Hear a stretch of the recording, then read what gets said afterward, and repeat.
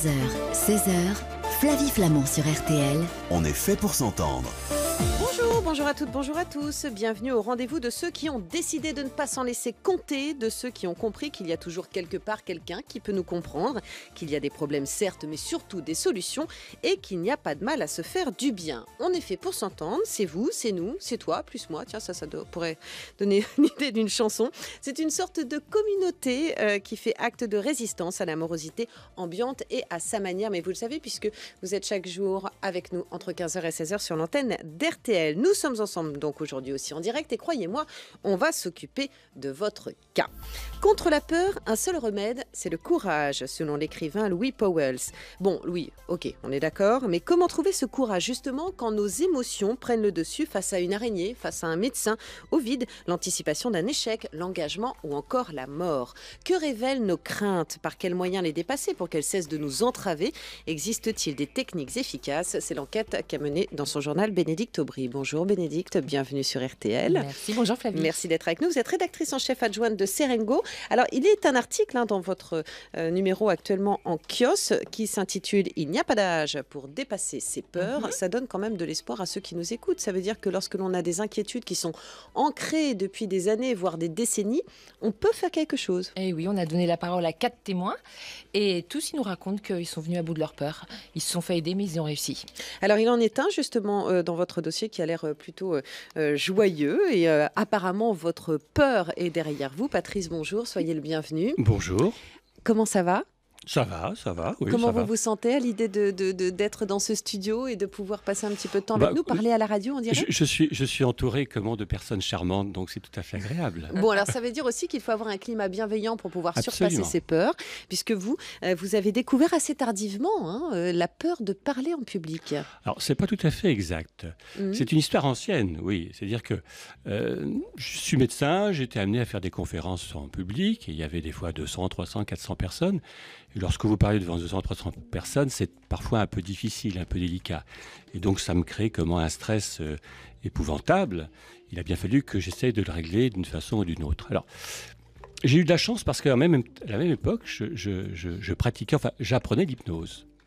Et donc, apprenant l'hypnose, j'ai été amené aussi à la pratiquer sur moi-même. Et l'hypnose a une vertu assez remarquable, c'est que ça permet en quelque sorte de se distancier par rapport aux choses. On est dans une sorte de processus dissociatif, c'est-à-dire qu'on ne voit plus les choses de la même façon. On relativise et on a l'impression, en fin de compte, de parler devant des gens, mais on ne ressent plus les émotions comme on pouvait les ressentir auparavant. Donc c'est assez intéressant comme chose. Et c'est vrai qu'à l'époque, j'étais amené à subir des stress importants puisque j'avais été invité à Ciel-Montmardi. Avec de Chavannes. Alors je ne sais pas si vous vous rappelez un peu comment c'était, on était dans une arène. Oui, je vois très bien. Et alors ? Alors c'est un peu stressant. Alors ce qui est quand même, je dirais, le remède le plus important à mon avis, c'est qu'il faut bien connaître son sujet. Si vous connaissez bien votre sujet, vous allez toujours vous en sortir. Si vous connaissez mal votre sujet, c'est pas terrible. Néanmoins, vous avez vécu quand même des moments difficiles, au Tout à point fait. effectivement d'essayer de vous en sortir et d'apparaître dans ce dossier. Ce qui est génial, c'est qu'on sent que le problème est derrière vous. C'est-à-dire que là, vous êtes à la radio, vous êtes en train de prendre l'antenne, il n'y a aucun problème. On va vous laisser avec Patrice jusqu'à 16h et puis vous lancerez les grosses têtes après. Non, mais on sent que vous avez réglé le problème et que vous prenez plaisir à parler et à échanger. Absolument. Ce qui est effectivement très agréable et qui va donner évidemment beaucoup d'espoir à ceux qui nous écoutent. Il en est un qui s'y connaît bien en termes d'inquiétude, en termes de phobie, en termes d'angoisse. C'est Jérôme Palazzolo qui est psychiatre. Bonjour Jérôme. Bonjour Flavie. Merci d'avoir accepté notre invitation. Je me libère de mes phobies au psychoguide PUF. Alors ça, c'est un ouvrage que l'on conseille à tous ceux qui effectivement sont en souffrance. Et c'est incroyable le nombre de gens qui nous ont déjà appelés et qui vont intervenir sur cette antenne pour dire j'ai peur de ci, j'ai peur de ça, j'ai du mal avec ci, j'ai du mal avec ça. On peut se libérer de toutes nos phobies en fait, Jérôme ? Alors on peut s'en libérer. Bon, il faut savoir que les phobies, c'est quand même une pathologie qui touche bon nombre de gens, puisque dans la population, on considère qu'il y a à peu près 10% de la population qui souffre d'une phobie. Donc on est tous plus ou moins phobiques, ou vous connaissez tous un ou une phobique.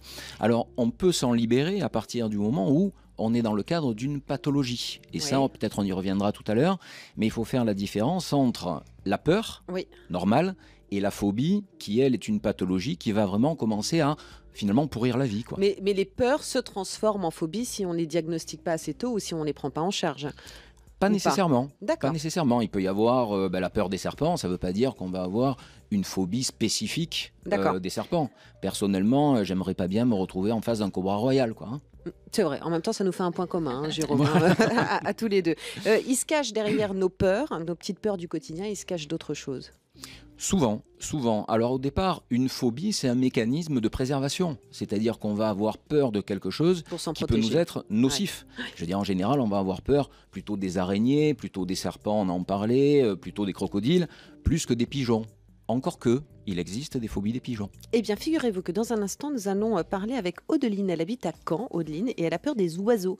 Alors, je ne sais pas si c'est un rapport avec Hitchcock, elle va nous le raconter dans un instant sur cette antenne. Mais si, comme Audeline ou tant d'autres, Alison, Anne-Marie, Val, Steven, vous avez une peur au quotidien, alors qui ne vous entrave pas complètement, qui n'est peut-être pas encore une phobie, mais qui quand même vous titille et vous empêche de vivre normalement, vous n'hésitez pas, vous composez le 3210 et vous aurez donc des spécialistes qui seront là pour échanger avec vous sur l'antenne d'RTL. N'ayez pas peur. Tout va très bien, nous sommes ensemble et en direct, à tout de suite. 15h, 16h, Flavie Flamand sur RTL. On est fait pour s'entendre.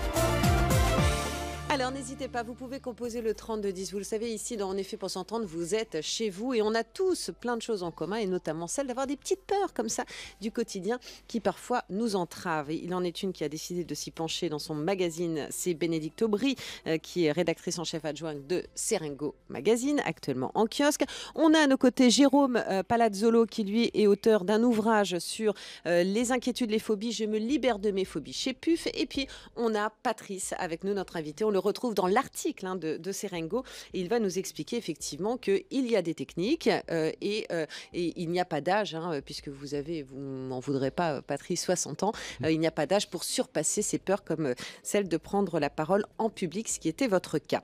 On va accueillir Audeline dans un instant. Audeline, elle a un point commun avec Alison qui nous dit qu'elle a peur des oiseaux. En vivant à Paris, les pigeons sont devenus ma plus grande phobie. Pas de resto en terrasse, pas de pique-nique dans les parcs non plus. En grandissant, la peur s'accentue jusqu'à me créer de véritables crises d'angoisse. C'est assez handicapant au quotidien, sans compter les moqueries lorsque l'on parle de notre phobie. Bonjour Audeline, bienvenue sur RTL. Bonjour Flavie, bonjour tout le monde. J'imagine que vous vous y retrouvez dans le message d'Alison, Audeline. Complètement, j'aurais pu l'écrire. Oui, exactement, vous auriez pu l'écrire, mais vous, alors vous avez peur des oiseaux en règle générale, ça s'appelle l'ornithophobie. Ça vous entrave vraiment au quotidien ? Oui, jusqu'à dans ma vie professionnelle en fait. C'est-à-dire je suis animatrice pour enfants. Oui. Et par exemple, quand on prépare les programmes pour l'été et qu'on dit tiens, on va faire une petite sortie dans une ferme pédagogique, et Audeline, elle lève très très vite la main et elle dit non, Audeline n'ira pas à la ferme pédagogique car il faut rentrer dans un poulailler. Donc vous mettez quelqu'un d'autre. Parce que Audeline, elle a peur des poules. Ah oui, Audeline a très peur des poules. Mais et donc, elle fait rire tout le monde. Vous avez toujours eu peur des poules, Audeline ? De ce que je me souvienne, oui, mais on m'a montré une photo de moi vers l'âge d'1 an et demi, 2 ans, en train de faire un bisou à une poule. Donc apparemment, ça s'est déclenché un peu plus tard. Voilà, c'est peut-être de là que vient le traumatisme d'ailleurs. C'est possible. Alors Audeline, vous avez 24 ans aujourd'hui, vous vivez à Caen, donc on embrasse évidemment tous ceux qui nous écoutent dans le Calvados. Audeline, vous vivez à la campagne, c'est-à-dire que est-ce que vous avez le souvenir, alors en dehors de cette poule que vous avez embrassée à l'âge d'1 an et demi, est-ce que vous avez souvenance d'un moment qui vous aurait fait basculer dans un monde d'inquiétude ? Moi, vraiment, mes 2 grands-parents avaient des poulaillers et je pense que ça vient de là, quoi. Ah oui. De ce que je me rappelle, je ne pouvais pas rentrer dedans. Donc, je trouve cette photo très étrange. Je pense que c'est un montage. Mais pour moi, vraiment, le fait de rentrer dans un poulailler et de voir toutes ces choses arriver sur moi, là, non, c'est pas possible. Mais de quoi avez-vous peur ? Et donc, maintenant, ça s'est mis, je sais pas. Je sais pas, de vous faire attaquer de se faire attaquer, je sais pas, il y a un truc, c'est plus fort que moi, quoi. C'est vrai que vous envoyez les enfants faire fuir les oiseaux, en fait, quand vous vous retrouvez avec eux. C'est vachement bien pour une animatrice. C'est génial. Les enfants au front. Même ma fille adore. C'est quand on entend entre les 2 coins, elle fait « bouge pas, j'y vais ». Merci, ma chérie. Est-ce qu'on se moque de vous ? Oui. C'est-à-dire que dès qu'on le dit, on dit oh, c'est bon, c'est pas grave. Si, j'ai vraiment peur, je peux pas. Est-ce que vous en souffrez ? C'est difficile à comprendre, apparemment. Oui, je comprends. Mais est-ce que vous en souffrez, Audeline ? Non, moi en fait ça me fait plus rire qu'autre chose aussi maintenant puisque j'ai des techniques.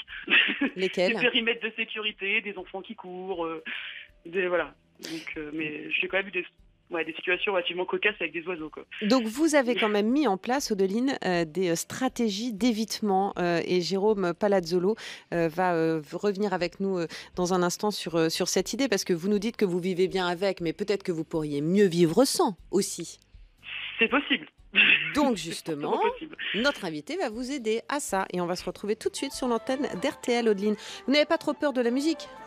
Non, ça va. Alors vous allez profiter Ça de va, Coldplay et on se retrouve juste après. Flavie Flamand sur RTL. On est fait pour s'entendre.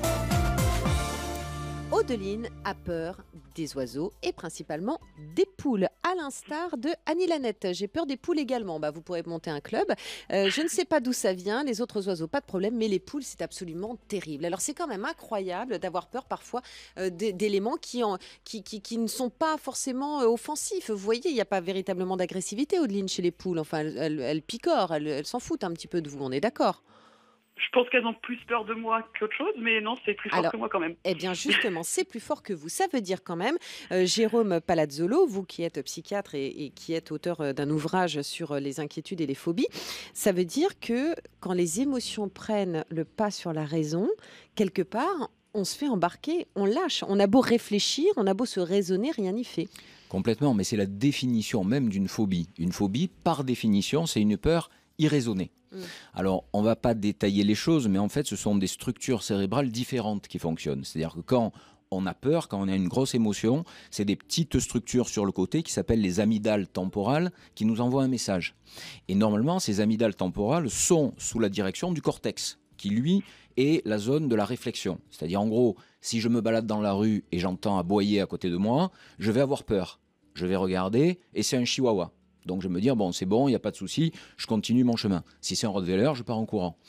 Le problème dans les phobies, c'est qu'on n'a plus cette régulation. C'est-à-dire qu'en fait, on a un message de peur et on ne va pas raisonner par rapport à ça. Alors ça peut être une peur panique, des poules, des pigeons. Tout à l'heure, on en parlait un peu en off. J'ai une patiente qui a la phobie des concombres. Donc, on peut se poser la question Moi, de je savoir connaissais les chats sur les est. réseaux sociaux. Les chats, des concombres. les araignées, on peut avoir la phobie de tout quasiment. Mais là, par exemple, la dame qui a peur des concombres, Oui. Comment elle vous l'explique ça? Alors, cette dame-là, c'est une patiente que j'ai reçue. Donc, moi, je fais ce qu'on appelle des thérapies comportementales et cognitives. C'est-à-dire qu'on On travaille reviendra dans le détail. sur le comportement, c'est-à-dire ce qu'on fait. Et souvent, c'est un évitement. Et on travaille sur les cognitions, c'est-à-dire les pensées associées à l'évitement. Cette patiente en question, en fait, était allée au marché, ça s'entend un peu, je viens de Nice, était allée au marché à Nice un jour où il faisait très chaud, elle n'avait pas bu, elle n'avait pas mangé, et vraisemblablement, elle a fait un petit malaise vagal ou une hypoglycémie. Et elle a tourné de l'œil. Quand elle est revenue à elle, elle s'est retrouvée face à un concombre. Et oui, devant l'étal de concombre. Et donc, elle a associé le fait d'avoir eu son malaise au fait de voir le dit concombre. Et en thérapie comportementale et cognitive, c'est un processus qui est bien connu, qu'on appelle un processus d'apprentissage. C'est-à-dire, c'est une sorte de renforcement. Et plus on va avancer, et plus on va avoir peur, donc là, du concombre, plus on va éviter le concombre, et donc c'est bien la preuve que le concombre peut être nocif. Et donc à partir de là, on est dans une dynamique d'évitement. C'est le processus de naissance d'une phobie, selon les thérapies comportementales et cognitives. Les psychanalystes vous donneront peut-être une autre explication. Donc une peur peut naître d'un traumatisme, d'un moment de fragilité que l'on va associer finalement à un élément qui n'a rien à voir. Complètement. Il y avait une expérience qui avait été faite il y a longtemps. C'était une expérience un peu limite. C'était des psychologues qui avaient fait ça, qui avaient pris un bébé et qui lui donnaient du coton. Ils s'amusaient avec le coton. Et puis au bout de quelques temps, quand il lui donnait le coton, il faisait un grand bruit derrière le bébé. Le bébé, il sursautait. Et au bout de quelques temps, le bébé, il avait peur du coton. Sauf que le problème, c'est qu'il a eu peur du coton et puis après, il a eu peur de la couleur blanche. Parce que dans la phobie... Et dis donc, ils ont fait un traumatisé, là. Et ils ont fait... Alors après, attention, c'était justement dans le cadre d'études spécifiques et ils l'ont ensuite désensibilisé, le bébé. Ah, donc ça veut dire qu'on peut être désensibilisé. Et je voudrais savoir comment ça s'est passé pour vous, Patrice, parce que Odeline, elle nous explique qu'elle a mis en place des stratégies d'évitement, qu'en même temps, elle a une photo d'elle avec une poule quand elle était petite. Vous, assez rapidement, votre première prise de parole où ça a coincé, est-ce que vous vous souvenez que vous étiez dans une fragilité particulière ce jour-là? Sans aucun doute. Si on réfléchit un petit peu sur les mécanismes qui provoquent cela, c'est un problème de confiance en soi qui est sous-jacent, que l'on va ressentir peut-être plus particulièrement à certains moments de sa vie qu'à d'autres. C'est vrai que parfois, dans certains rêves que je pouvais faire, j'avais l'impression d'être, je suis médecin, j'ai fait de la médecine interne, d'être un peu illégitime, quelque part. Cette notion d'illégitimité, de ne pas être à la hauteur de ce que je faisais. Et donc des fois, quand on a cette sensation-là, et si on se met à parler en public, on n'est pas très à l'aise. Vous voyez. Donc moi, j'arrivais à dépasser un petit peu cela parce que je suis quelqu'un de très orgueilleux. Alors l'orgueil a souvent été pour moi une ressource importante, en me disant de toute façon j'y arriverai malgré tout. Ce qui est intéressant, c'est que vous nous parlez de fragilité. Audeline, est-ce que vous avez parfois le sentiment d'être plus vulnérable par rapport à votre peur que d'autres jours où vous avez bien dormi, vous avez la pêche, vous avez le moral, vous êtes affectivement comblé? Est-ce qu'il y a des moments avec et des moments sans? Non, en fait, quand je suis pas face à l'objet de ma peur, tout va bien, je peux en parler, je rigole et tout. Par contre, à partir du moment où je me trouve à côté d'un volatile, là, c'est fini. Vous en rigolez vraiment ou vous en rigolez parce que vous êtes obligé d'en rire? Non, j'en rigole vraiment. En fait, je m'imagine, après, une fois que c'est passé, je m'imagine dans quel état j'étais, je me dis, mais c'est stupide, c'est qu'un oiseau.